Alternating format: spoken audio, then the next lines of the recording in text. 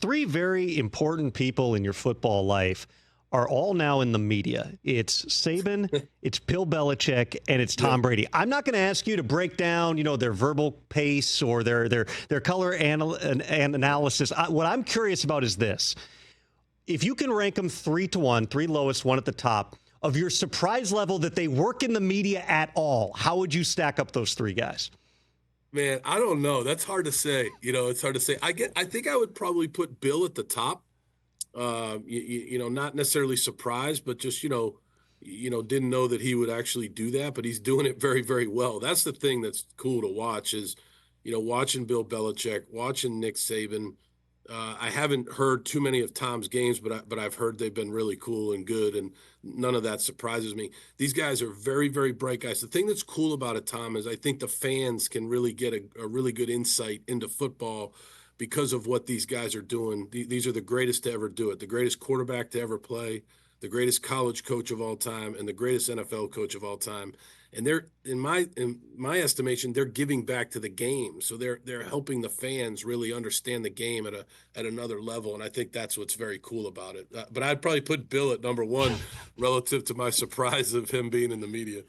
With Tom, and obviously, you wear your emotions on your sleeve. We've all seen, you guys had a very open relationship on the sideline. Yeah. Let's put it that way in terms of the back and forth. At times, I'm listening to Tom, and I'm like, I know this is way worse than he's willing to verbalize right now, like what he's watching on the field. Like, in your mind, like, what is he really wanting to say about a lot of the things that he sees on Sundays? Like I said, I haven't heard a whole lot, but I did hear, like, for instance, how he addressed Baker Mayfield's comments. And, Baker's a great player, and I have a lot of respect for Baker, but some of the comments he made, relative to the locker room stuff. Tom's a very honest guy. There's not going to be many times where Tom holds back, but I do think in order to do the job that he's doing now, he's got to have a good relationship with the players and the coaches that he's covering. So, you can't go over the edge.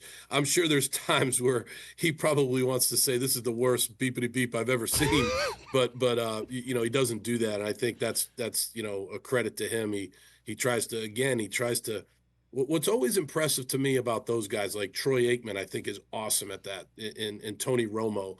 Those guys are really good at it. Tom's just starting out.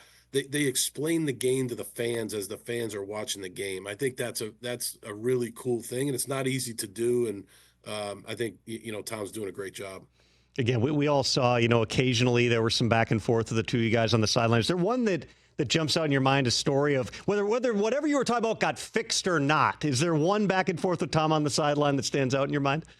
It was more from practice, Tom. Like there were things that happened in practice. I told a story one time where we would use our headset, our coach to quarterback communication all the time in New England in practice to help us prepare for the game. And so, the whole thing, you had to press the button, the beep would go, and there were times where it didn't work, right? There was something wrong with it or whatever. And I can remember one time where he just kept saying to me, he was like, you got to wait for the beep. You got to wait for the beep. I'm like, it's not beeping. It's not beeping, Tom. Do you understand that? He's like, and he kept saying, you got to. Finally, I just took the whole thing off. I said, you do it. And I threw it at him. And I don't think Belichick even batted an eye. He just said, this is usual for these two. I think the thing about, the NFL is you're around these guys so much. It's like a brotherhood. And brothers fight sometimes, and then quickly it's over. You know what I mean? And it's a short memory. And I think that it was so competitive at the Patriots that sometimes, the temperature would rise a little bit, and but it would go down very quickly. Catch the Rich Eisen Show every single day on the Roku Channel, 12 to 3 Eastern, for free.